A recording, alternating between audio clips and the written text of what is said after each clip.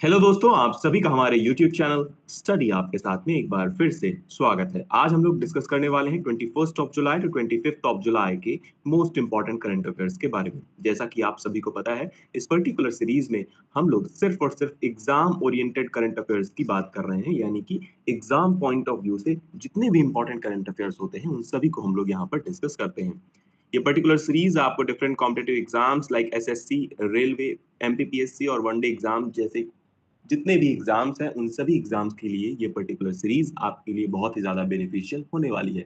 तो बिना कोई भी पार्ट स्किप किए आपको ये पूरा सेशन अटेंड करना है। और अगर आपको ये सारा सेशन पसंद आता है, ये न्यूज पसंद आती है, हमारा कंटेंट पसंद आता है, तो आप अलग अलग सोशल मीडिया हैंडल्स पर अपने दोस्तों तक इसे शेयर भी कर सकते हैं।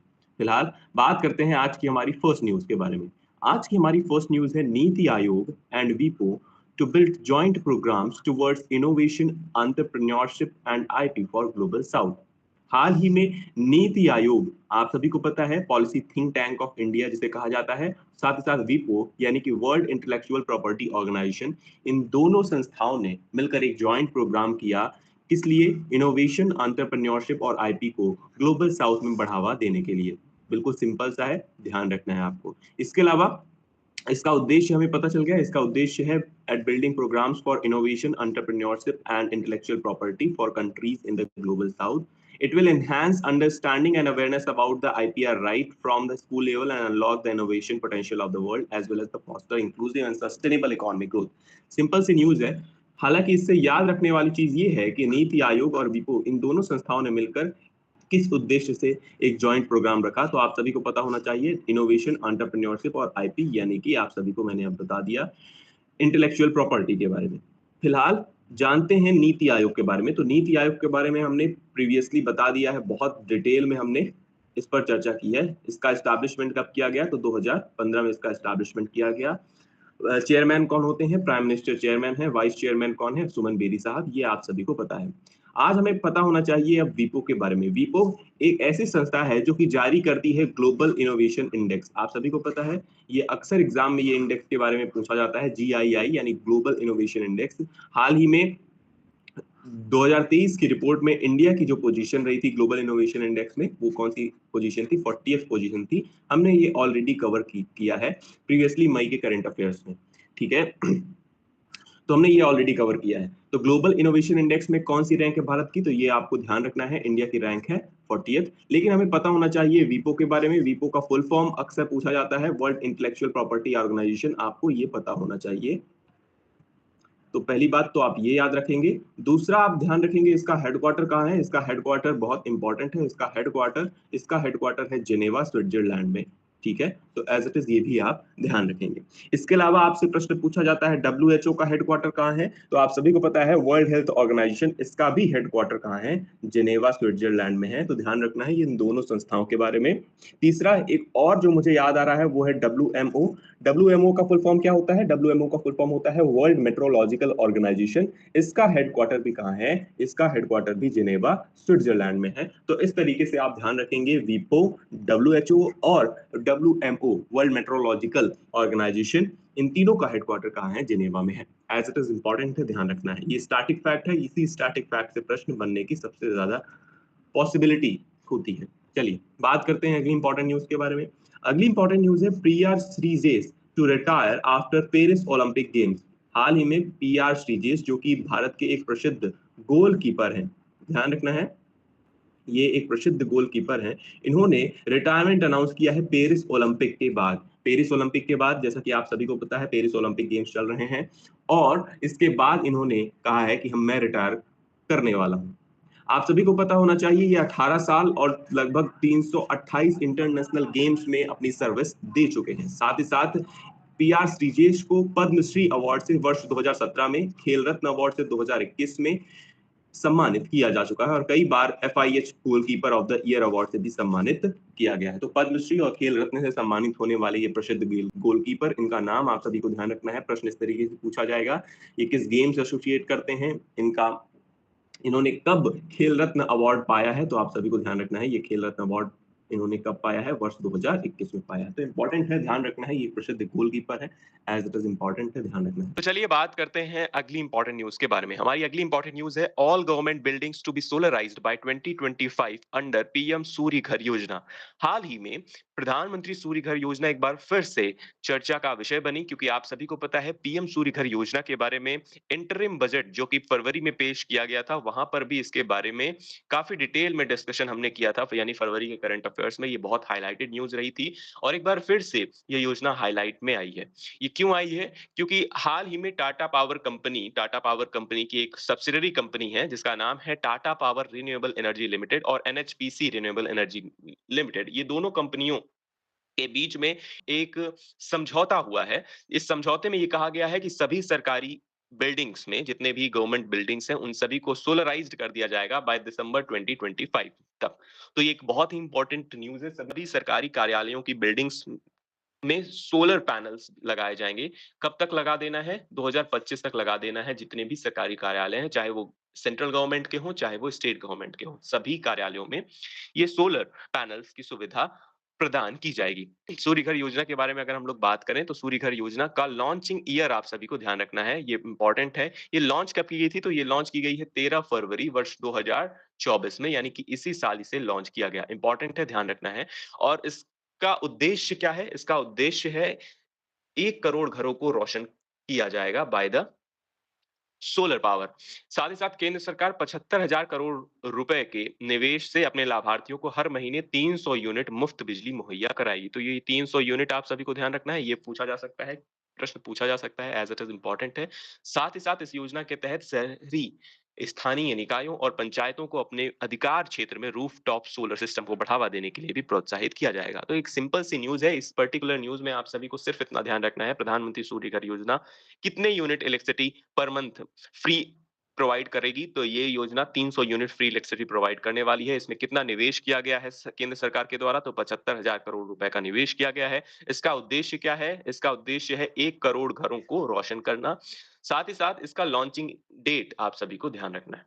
ठीक है, तो ये कुछ चीजें इंपॉर्टेंट हैं इस पर्टिकुलर न्यूज से, तो आप सभी को ये सारी बातें ध्यान रखनी है। फिलहाल बात करते हैं अगली इंपॉर्टेंट न्यूज के बारे में। अगली इंपॉर्टेंट न्यूज है प्रधानमंत्री नरेंद्र मोदी जी ने हाल ही में ट्रिब्यूट दिया है to the Chandrashekhar Azad on his birth anniversary. आप सभी को पता है चंद्रशेखर आजाद जी का जन्म कब हुआ था? तो चंद्रशेखर आजाद जी का जन्म 23 जुलाई 1906 में इनका जन्म हुआ। कहाँ जन्म हुआ है? आप सभी को पता है भाभरा विलेज में इनका जन्म हुआ, ये वाली बात पता है। और साथ ही साथ इनका मूल नाम क्या था? इनका मूल नाम था चंद्रशेखर तिवारी और बाद में इन्हें आजाद नाम की एक उपाधि के तौर पर दिया गया। साथ ही साथ आप सभी को पता है कि चंद्रशेखर आजाद जी वो जलियांवाला बाग इंसिडेंट से काफी ज्यादा प्रभावित हुए और तभी से वो इस सभी मूवमेंट का पार्ट बन गए। ठीक है, तो 13 अप्रैल 1919 आप सभी को पता है ये डेट किसकी है? जलियांवाला बाग इंसिडेंट या मैसेकर की ये पर्टिकुलर डेट है 13 अप्रैल 1919। बहुत इंपॉर्टेंट है, ध्यान रखना है। जलियांवाला बाग कई बार एग्जाम में पूछा जा चुका है, that as it is important है। ये जलियांवाला बाग हत्याकांड के बाद एक बहुत ही फेमस मूवमेंट हुआ जिसे आप कहते हैं non cooperation movement. Non cooperation movement यानी कि असहयोग आंदोलन। इसकी शुरुआत वर्ष 1920 में हुई, गांधी जी के द्वारा इसकी शुरुआत की गई और इसकी समाप्ति की गई एक बहुत ही भयावह इंसिडेंट हुआ, Chaura Chauri place in it is a place in Gorakhpur. उस इंसिडेंट से इसकी समाप्ति हुई। ये कब हुआ? 1922 में, एज इट इज इंपॉर्टेंट है, ध्यान रखना है। ये कब इंसिडेंट हुआ? तो 5 फरवरी, एज इट इज इसकी डेट भी आपको ध्यान रखना है, 1922। ठीक है, तो ये इंपॉर्टेंट है। नॉन कॉपरेशन मूवमेंट की शुरुआत 1920 में हुई महात्मा गांधी जी के द्वारा और उसके बाद इस इंसिडेंट का भी, इस पर्टिकुलर मूवमेंट का भी हिस्सा बने चंद्रशेखर आजाद जी और फिर इसकी समाप्ति चौरा चौरी इंसिडेंट से हुई। अगर बात करें राम प्रसाद बिस्मिल सहित कई प्रमुख नेताओं की मृत्यु और गिरफ्तारी के बाद हिंदुस्तान रिपब्लिकन एसोसिएशन को हिंदुस्तान सोशलिस्ट रिपब्लिकन एसोसिएशन में पुनर्गठित करने में इनकी महत्वपूर्ण भूमिका थी। तो एक बॉडी थी एचआरए, ये इसका फुल फॉर्म भी आप सभी को ध्यान रखना है, हिंदुस्तान रिपब्लिकन एसोसिएशन। इसकी स्थापना वर्ष 1924 में की गई थी और उसके बाद एचएसआरए एक बॉडी हुई। ये मतलब इसी बॉडी को एक बार फिर से नया नाम दिया गया, हिंदुस्तान सोशलिस्ट रिपब्लिकन एसोसिएशन। तो एस का मतलब क्या है? सोशलिस्ट। इसकी स्थापना वर्ष 1928 में हुई। तो इंपॉर्टेंट है, ये ध्यान रखना है आपको। फिर बाद में ये काकोरी ट्रेन रॉबरी जो हुई उसमें भी उसकी गतिविधियों में भी शामिल थे। ये कब हुई थी? काकोरी कांड कब हुआ? तो 1925 में हुआ। इंपॉर्टेंट है, ध्यान रखना है। सशस्त्र संघर्षों के प्रति उनकी प्रतिबद्धता 1928 में ब्रिटिश पुलिस अधिकारी जॉन सॉन्डर्स की हत्या में उनकी भागीदारी के माध्यम से अधिक प्रदर्शित हुई, जो लाला लाजपत राय की मौत का बदला लेने का एक कार्य था। फिर 27 फरवरी 1931 को अल्फ्रेड पार्क में पुलिस के साथ भीषण मुठभेड़ में आजाद की मृत्यु हुई। तो ये भी आपको ध्यान रखना है, 27 फरवरी 1921 इलाहाबाद के अल्फ्रेड पार्क में इनकी मृत्यु हुई। आप सभी को वो कहानी याद होगी कि एक गोली बची थी लास्ट में लड़ते-लड़ते और फिर वो गोली इन्होंने खुद पर चला ली और इस तरीके से इनकी मृत्यु हुई। तो 27 फरवरी ये डेट बहुत इंपॉर्टेंट है, आप सभी को ध्यान रखनी है। चलिए, बात करते हैं अगली इंपॉर्टेंट न्यूज़ के बारे में। तो अगली इंपॉर्टेंट न्यूज़ है हमारी, हाल ही में अभिनव बिंद्रा जी को आईओसी के द्वारा यानी कि इंटरनेशनल ओलंपिक कमेटी के द्वारा ओलंपिक के सबसे प्रेस्टिजियस अवार्ड से सम्मानित किया जाएगा। ये पहले भारतीय हैं जिन्हें इस अवार्ड से सम्मानित किया जा रहा है। अपने आप में ये बहुत ही प्राउड मोमेंट है हम सभी भारतीयों के लिए। तो अभिनव बिंद्रा आप सभी को पता है एक शूटर हैं। इन्हें ये खिताब दिया जा रहा है। जानते हैं इनके बारे में? ये इंडिया के एक लेजेंडरी शूटर हैं अभिनव बिंद्रा, जिन्हें Olympic order for outstanding contribution to the Olympic movement में से सम्मानित किया जाएगा। और बिंद्रा जिन्होंने इंडिया के लिए first individual Olympic gold medal जीता था वर्ष 2008 में, बहुत इंपॉर्टेंट है, बीजिंग समर गेम्स में। बहुत ज्यादा इंपॉर्टेंट है, ध्यान रखना है। He will receive the honor on 10th of August during International Olympic Committee on 142nd session। 142वें इंटरनेशनल ओलंपिक कमेटी के सेशन के दौरान इन्हें इस पर्टिकुलर अवार्ड से सम्मानित किया जाएगा। ये अपने आप में बहुत बड़ी बात है कि पहले किसी भारतीय को प्रेस्टिजियस ओलंपिक ऑर्डर का खिताब दिया जाने वाला है, जिनका नाम क्या है? अभिनव बिंद्रा, जो कि एक फेमस शूटर है, इंडिया के लीजेंडरी शूटर हैं, जिन्हें वर्ष 2008 बीजिंग समर गेम्स में भारत को पहला ओलंपिक गोल्ड जितवाया था वर्ष 2008 में। क्या होता है ओलंपिक ऑर्डर अवार्ड? ये ओलंपिक ऑर्डर अवार्ड की स्थापना 1975 में की गई थी। ये एक हाईएस्ट अवार्ड है ओलंपिक मूवमेंट का और साथ ही साथ स्पेसिफिकली अवार्ड किया जाता है, ये दिया जाता है distinguished contribution to the Olympic movement. सभी ओलंपिक गेम्स में एक बेहतर प्रदर्शन के लिए या एक सफल प्रदर्शन के लिए ये पर्टिकुलर अवार्ड दिया जाता है। फिलहाल बात करते हैं अगली इंपॉर्टेंट न्यूज़ के बारे में। अगली इंपॉर्टेंट न्यूज़ है हेनले पासपोर्ट इंडेक्स हाल ही में जारी किया गया, जिसमें इंडियन पासपोर्ट की रैंक क्या रही है? 82nd रैंक रही है। बहुत इंपॉर्टेंट है, ध्यान रखना है आपको ये रैंक। और ये अलाउ करता है visa free travel to 58 destination, यानी कि भारत के अलावा अन्य ऐसे 58 यानी 58 डेस्टिनेशंस ऐसे हैं जहां पर आपको बिना वीजा के आप वहां पर ट्रेवल कर सकते हैं। तो ये अपने आप में बहुत बड़ी बात है। फिलहाल बात करते हैं इस न्यूज़ के बारे में। हेनले पासपोर्ट इंडेक्स हाल ही में जारी किया गया from the IATA, international air transport authority द्वारा इसे जारी किया गया। सिंगापुर की रैंक क्या है? तो सिंगापुर की रैंक है फर्स्ट। वर्ल्ड का मोस्ट पावरफुल पासपोर्ट इसे माना जाता है। फ्रांस, इटली, जर्मनी, स्पेन और जापान की सेकंड मोस्ट पावरफुल पासपोर्ट के रूप में इसे मान्यता दी गई। तो फ्रांस, इटली, जर्मनी, स्पेन और Japan have second most powerful passport across the world, each providing visa free access to 192 destination. तो इंडिया की रैंक आप सभी को ध्यान रखनी है, फिलहाल 82nd रैंक है। साथ ही साथ ये कितने देशों में कितने डेस्टिनेशन में वीजा फ्री ट्रेवल प्रोवाइड करता है? तो 58 डेस्टिनेशन में वीजा फ्री ट्रेवल प्रोवाइड करता है। साथ ही साथ अगर बात करें सिंगापुर की, तो सिंगापुर की रैंक क्या है? फर्स्ट है, ध्यान रखना है, ये इंपॉर्टेंट है। ये 195 देशों में वीजा फ्री एक्सेस प्रोवाइड करता है। बात करते हैं, यही बातें हिंदी में भी हैं। तो इस तरह से हमारी न्यूज़ कंप्लीट हुई। आज का आपका प्रैक्टिस क्वेश्चन है, फर्स्ट क्वेश्चन जो कि बहुत इंपॉर्टेंट है, मैं आपसे पूछने वाला हूँ, वो ये है कि पीएम सूर्य घर योजना कब लॉन्च की गई थी? तो इंपॉर्टेंट है, ध्यान रखना है।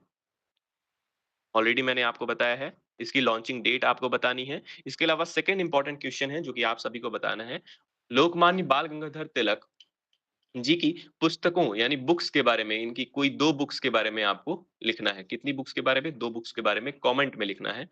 तो ये एक हिस्ट्री का क्वेश्चन है जिसे आपको थोड़ा सर्च करना पड़ेगा, हो सकता है तो आप ज़रूर कीजिए क्योंकि इनसे रिलेटेड प्रश्न ज़रूर पूछे जाते हैं। फिलहाल अगर आपका इस पूरे सेशन में किसी भी तरीके का डाउट है तो आप ज़रूर मुझसे यूट्यूब के कमेंट सेक्शन में या फिर इन पर्टिकुलर सोशल मीडिया हैंडल्स पर जुड़कर आप मुझसे पूछ सकते हैं। इस पर्टिकुलर सेशन की पीडीएफ आपको हमारे टेलीग्राम ग्रुप स्टडी ऐप के साथ में मिलने वाली है। तो किसी भी तरीके का डाउट है तो आप ज़रूर मुझसे संपर्क करें या तो यूट्यूब के कमेंट सेक्शन में आप ज़रूर फ्रीली पूछ सकते हैं। हम लोग मिलेंगे फिर से अपने नेक्स्ट लेक्चर में, तब तक के लिए आप सभी अपना ख्याल रखिए और सबसे इम्पोर्टेंट बात है, मुस्कुराते रहिए। Thank you, tata, bye bye.